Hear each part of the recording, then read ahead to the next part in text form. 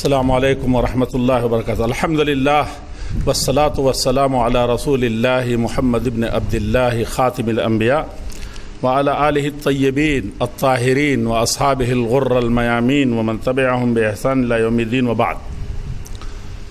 اعوذ باللہ من الشیطان الرجیم، بسم اللہ الرحمن الرحیم۔ کنتم خیر امہ اخرجت للناس۔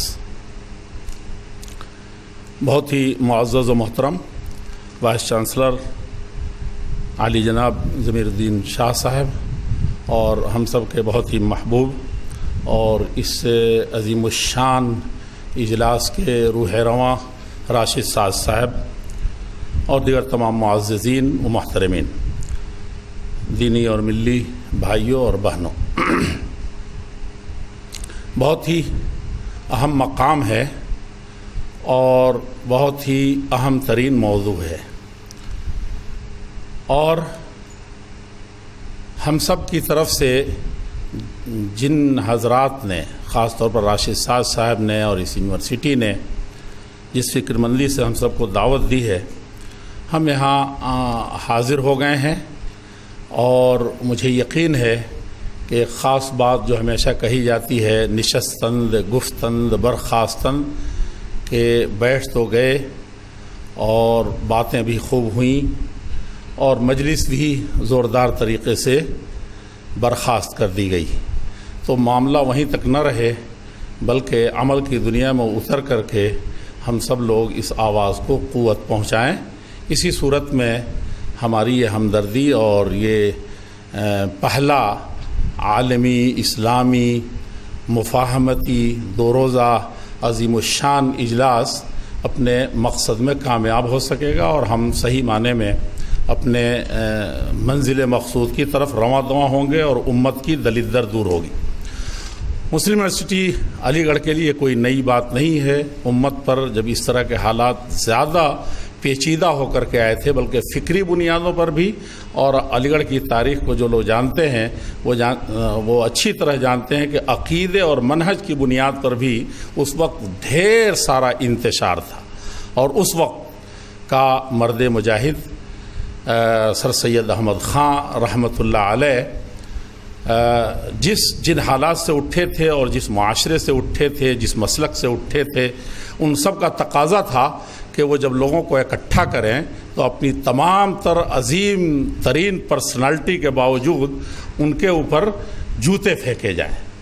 اور اس کے ساتھ ہی میں ایک بات تلمیحاً عرض کر دینا چاہتا ہوں کہ ان جوتوں کو ہمارے سر سید احمد خان بڑی محبت اور پیار سے جو ان کی طرف اچھالے گئے تھے، اچھالے نہیں گئے تھے، مارے گئے تھے اس کو انہوں نے کہا تھا یہ بہت بڑوں کے جوتے ہیں اور بہت قیمتی ہیں، انہیں سمیٹ کے رکھو، یہ اتنے پیسے کے ہو جائیں گے، یونیورسٹی کا کام اس سے اور اس تحریک کا قافلہ آگے بڑھے گا۔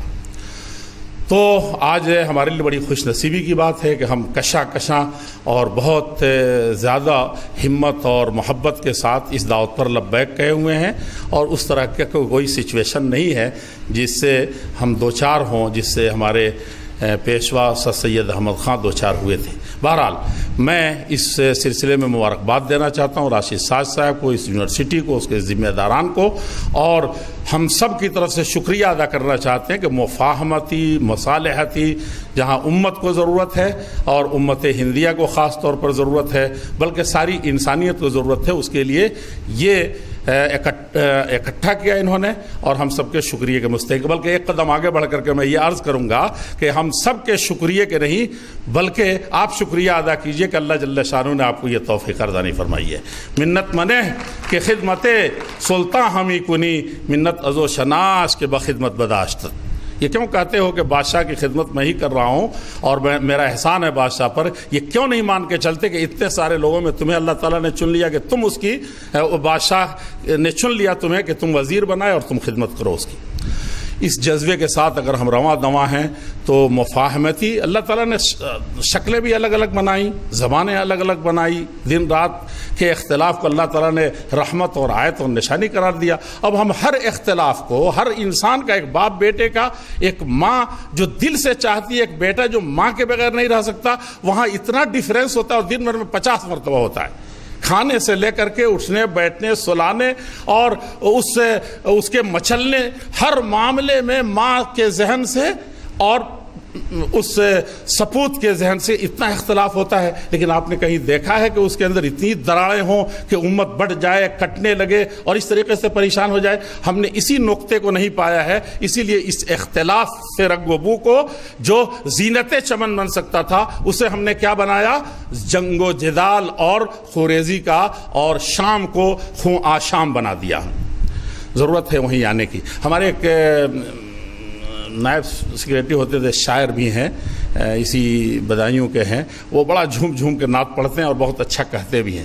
تو جب کوئی مجلس ہوتی ہے تو وہ کہتے ہیں لاکھوں درود اس آقا پر جس نے لاکھوں توڑ دیے، اور کروڑوں درود اس آقا پر کروڑوں دل جس نے جوڑ دیے۔ اسی طرح سے جھوم جھوم کے پڑھتے ہیں، آواز بھی بڑی اچھی ہے۔ تو اللہ کے پیارے رسول صلی اللہ علیہ وسلم نے بھی جب اپنے عصائے مبارک کو لے کر کے اور خانہ کعبہ کے 360 بتوں کو جس وقت وَقُلْ جَاءَ الْحَقُّ، حق آ گیا، وَزَهَقَ الْبَاطِلُ، باطل نیست و نابود ہو رہا ہے، ظلم مٹ رہا ہے، حق بلند ہو رہا ہے، یہ کہتے جاتے تھے، لڑکاتے جاتے تھے۔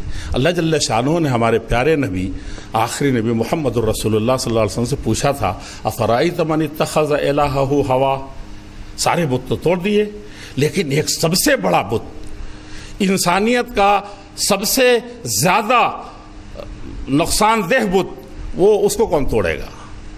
وہ کیا ہے؟ کہ اس بت کے بارے میں آپ کا کیا خیال ہے کہ اپنا بت جس نے اپنے خواہشات نفس کو بنا لیا ہے۔ قربان جائیے، محمد الرسول اللہ صلی اللہ علیہ وسلم پر یہ فرقے بندی کی باتیں ہو رہی ہیں اور یہ سارے مفاہمتی ایک دوسرے کو سمجھنے کی باتیں ہو رہی ہیں، وہ تو سمجھایا تھا۔ آپ نے فرمایا تھا صرف خواہشات نفسانی ہوس چھوڑ دو اور ملت میں گم ہو جاؤ، انسانیت میں گم ہو جاؤ، اسلام میں گم ہو جاؤ، سارا معاملہ حل ہو جائے گا۔ اس بت کو کون توڑے گا؟ اس آدمی کو کون سمجھائے گا کہ سارے بتوں سے تو الگ ہو گیا، کوئی بت نہیں پوچھتا، کوئی شرک نہیں کرتا، اس کے ہاں طرح طرح کے دیوتائیں اور بھاونائیں بھی نہیں ہیں، لیکن وہ کیا ہے؟ اپنی خواہشات نفس کو اتخذ الہہ، جس نے اپنا معبود بنایا، ہوا ہو اپنی خواہشات نفس کو، بیٹھے اور دل تحسبہم جمیعا، ان کو سمجھتے ہو کہ بہت جم کے بیٹھے ہوئے ہیں، سر جوڑ کے بیٹھے ہوئے ہیں، دل سے دل مل گئے ہیں، وقلوبہم شتیٰ، یہ دل الگ الگ ہیں۔ مفاہمت سے اتنے راستے نکلتے ہیں، ساتھ بیٹھنے سے اتنے، لیکن ان سب سے پہلے ان دلوں کی اصلاح ضروری ہے، جسے اخلاص کہتے ہیں۔ اور قربان جائیے، میں اس سلسلے کی ایک آخری بات کیوں نہ کہہ دوں، میں بہت دنوں تو بڑا متردد تھا، کسی نے جلسے میں کہتا تھا، بار بار ذہن میں آتا تھا جب کھڑا ہوتا تھا، تو اس طرح کے مجالس میں، لیکن ہمت تو ہوتی نہیں تھی، بات بڑے جرأت کی تھی، اور کسی سب سے بڑے جری انسان نے کہا تھا اور اس کا حق تھا، ورنہ ہم آپ کے لیے کسی طرح سے جائز نہیں ہے بلکہ حرام ہو جائے گا کبھی کبھی۔ وہ کون تھا؟ وہ ہمارے سید الاولین والآخرین محمد الرسول اللہ صلی اللہ علیہ وسلم تھے۔ اور کس وقت یہ بات ہوئی تھی؟ جب آپ پر دین کو مکمل کر دیا گیا تھا۔ آج کتنے جھگڑے ہیں، الیوم اکملت لکم دینکم، یہاں ہم اپنی فکر نہیں چھوڑ سکتے، اپنا اجتہاد نہیں چھوڑ سکتے، اپنے قیاس نہیں چھوڑ سکتے، اور جو مطلب اور مقصد میں نے پیدا کیا ہے حدیث اور قرآن سے وہ نہیں چھوڑ سکتے۔ وہاں کیا تھا؟ اللہ کے پیارے رسول صلی اللہ علیہ وسلم نے دین کی تکمیل کے بعد فرمایا تھا کہ آج بھی مجھے حلف الفضول کے لیے، یعنی غیروں کے لیے جو مسلمان نہیں تھے، جاہلیت جہلہ میں زندگی گزارتے تھے، کفار و مشرکین کا سب سے بڑا ماڈل تھے، اللہ کے رسول صلی اللہ علیہ وسلم زمانے میں کہا کہ آج بھی حلف الفضول، جس میں لوگوں کے خون نہ بہیں، عزتیں نہ لوٹیں، مکے میں کوئی مسافر بے یار و مددگار نہ رہ جائے، تو اس طرح کی پنچایت آج بھی کوئی بیٹھتی ہے جس کا میں ممبر بن گیا تھا نبوت سے پہلے، آج بھی ایسی کوئی بیٹھتی ہے تو میں اس کا ممبر بننے کے لیے تیار ہوں۔ قربان جائیے، جس پر دین کی تکمیل ہوئی ہو اور اس کے بعد کوئی دین نہیں ہے، اس کے بعد کوئی شریعت نہیں ہے، تو ایسا دل لائیے نا، ایسا مزاج بنائیے، اور خوب فرقے بنائیے، لیکن ایسا ہو کر کے آئیے۔ لیکن ہم جب کوئی چیز لے کر کے چلتے ہیں، اس سے پہلے سے ایک حصار بنائے رہتے ہیں کہ اس فکر کو غالب کرنا ہے، اس داؤں سے چلنا ہے۔ میں آخری بات عرض کرنا چاہتا ہوں، تقریر نہیں کرنا چاہتا تھا، لیکن ہیں بنیادیں اور وہ سب شریعت میں ہے، نہیں تو دلیل تو سب کو مل جائے گی۔ خوارج جو کسی سے بھی کسی کے سامنے دنیا سے ٹکر لے لیا تھا، معنوی اعتبار سے بھی مادی اعتبار سے بھی۔ وہ حجاج بن یوسف جیسا ظالم آدمی، اور وہاں کتنے ہی سورما تھے اسلام کے جو سب فیل ہو گئے تھے خوارج کے سامنے، جو خارجی تھے، جو مسلمانوں کو تکفیر کرتے تھے، مسلمانوں کو کافر کہتے تھے، ادنا ادنا غلطیوں پر ان کو مسلمان نہیں مانتے تھے۔ تو اتنے تگڑے تھے، یہ اتنے محظور تھے، جیسے دیکھ رہے ہیں نا، امریکہ ہے، روس بھی ایک طرف سے ہے، اور دنیا کے سارے ممالک ٹوٹے پڑے ہیں، لیکن یہ بازی نہیں آ رہے ہیں خوارج، نہ داعش آ رہا ہے قابو میں، نہ فلاں آ رہا ہے۔ میں وہ سادگی کی بات ہے، وہاں بھی بڑی سازشیں تھیں اور پیچھے کے ان سارے حقائق کو سمجھنا ہوگا، لیکن ان کو قوت ایسی تھی کہ وہ ادھر ڈوبے ادھر نکلے، جو مومنین کی شان تھی۔ تو وہاں اسد علی فی الحروب نعامۃ فتخاء تنفر من صفیر الصافری، بڑے بڑے سورماؤں کے پتے پانی ہو جاتے تھے۔ اور حجاج بن یوسف کو ایک بوڑھی عورت نے کہا تھا کہ تم کیا کرتے ہو، خوارج کے مقابلے میں الٹے پاؤں بھاگتے ہو اور یہاں پر شیر بنے ہوئے ہو۔ ایسے حالات تھے، اور حضرت علی رضی اللہ عنہ کا کیا پوچھنا، کیا قوت تھی، کیا حکمت تھی، اقضاہم علی تھے، لیکن چلتی نہیں تھی۔ ایک چیز چلتی تھی، صحیح معنی میں دل کو اکٹھا کر کے۔ انہوں نے خوارج سے آخری مرحلے میں کیا کہا تھا؟ خوارج ہم لوگ وہ خیالی خوارج نہیں جن کو ہم تاریخوں میں پڑھتے ہیں یا اس وقت دوسروں کو دیکھ رہے ہیں، اپنے دل کے لیے میں کہہ رہا ہوں، اپنے دل کو دیکھیے۔ اگر مفاہمت چاہتے ہیں، مصالحت چاہتے ہیں، چاہتے ہیں کہ تعارف ہو، اور تعارف بھی تعالف والا ہو، یعنی محبت والا ہو، اور جس کو قرآن نے کہا ہے کہ لتعارفوا، صرف پہچانو نہیں کہ ایک دوسرے کو پہچان کے یہ فلاں ہے، یہ شیعہ ہے، یہ سنی ہے، یہ ہندو ہے، یہ ہے، تعارفوا لکھا ہے تعالف، جٹ جاؤ، مل جاؤ، ایک دوسرے کے لیے مرو، ایک دوسرے کو سمجھو، اس کے لیے۔ ورنہ داؤں کا مسئلہ ہے تو حضرت علی رضی اللہ عنہ نے سارا راز فاش کر دیا تھا۔ کیا کہا تھا؟ کلمۃ حق ارید بہا الباطل ان الحکم الا للہ، حکومت صرف اللہ کی چلے گی۔ آج لوگ یہی نعرے لگا رہے ہیں، اور اندر سے کیا تھا؟ منہ میں رام رام بغل میں چھوڑا۔ حضرت علی رضی اللہ عنہ صاف صاف خوارج سے، حضرت ابن عباس نے مناظرے کیے، بعد کے ادوار میں عمر بن عبدالعزیز نے کیے، موسیٰ اشعری نے کیے، یہ ساری کہانیاں معلوم ہیں، مجلدات تیار ہو سکتے ہیں۔ لیکن کیا تھا؟ حضرت علی رضی اللہ عنہ نے کہا کلمۃ حق، بات تو تم قرآن کی کہہ رہے ہو، بات تو تم حدیث کی کہہ رہے ہو، بات تو فقہ اسلامی کی کہہ رہے ہو، بات تو تم ابو بکر و عمر کے زمانے کی کہہ رہے ہو، اور کر کیا رہے ہو؟ حق بات بول کر کے باطل راستے نکال رہے ہو، اپنے مجاز، اپنے فائدے، اپنے کمیٹی، اپنی کمیونٹی، سب کے لیے تم جا رہے ہو۔ اس کو درست کرنے کی سخت ترین ضرورت ہے۔ آخری بات جو میں کہنا چاہتا تھا، یہی شام کا علاقہ ہے جہاں آپ کہہ رہے ہیں، ابھی ہمارے ایک بہت ہی بزرگ عزیز بھائی کہہ رہے تھے کہ وہ کعبہ قریب تھا اور وہ قریب دور سے نہیں ہو، تو پائپ لائن پہلے ہی کاٹ دی گئی کہ کہاں جانا ہے ان کو، اور کیسے بحر ابیض میں کیسے ان کو ڈبو دینا ہے، اور کیسے قوموں کے سامنے ذلیل کر رہا ہے۔ وہ سرحدیں تو پہلے کھینچ دی گئی جو کعبہ کی طرف جاتی تھی، وہاں تو کچھ اور چیزیں بیٹھا دی گئیں کہ ادھر نہ آنے پائیں، ان دریاؤں کے تلاطم کے شکار ہو جائیں۔ یہ سب بڑی کہانیاں ہیں، جغرافیائی بھی اور بہت ناحیے سے ہیں، اس کو سمجھنے کی ضرورت ہے۔ لیکن میں آخری بات کہنا چاہتا ہوں، داؤں سے کوئی کام نہیں، بالکل صدق دلی سے، جیسا کہ اسلام چاہتا ہے، مسلمان چاہتے ہیں، اللہ تعالیٰ اپنے ہر مخلوق کے بارے میں چاہتا ہے۔ یہی شام کا علاقہ ہے، اور ٹھیک یہاں جہاں مارکہ آرائی ہے اس وقت، حضرت امیر معاویہ رضی اللہ عنہ جنگ جیت چکے تھے، حمص فتح ہو چکا تھا، شام فتح ہو چکا تھا، دمشق فتح ہو چکا تھا، اور ادھر سے پورا فلسطین فتح ہو چکا تھا، اردن کے یہ سارے علاقے آ چکے تھے۔ آخری محاذ پر آ کر کے سیاسی طور پر صلح کر لیا روم نے۔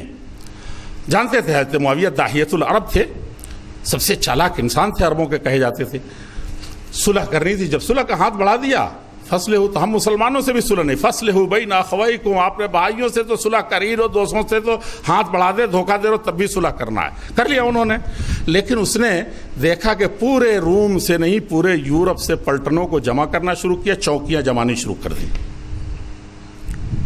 حضرت امیر معاویہ رضی اللہ عنہ سے چھپا نہیں رہ سکتا تھا، جب دیکھا کہ یہ تو صلح دھوکہ دینے کے لیے ہے، یہ تو ساری گھیرا بندی ہو رہی ہے، تو انہوں نے کہا تیار ہو جاؤ، نکلنا ہے اب۔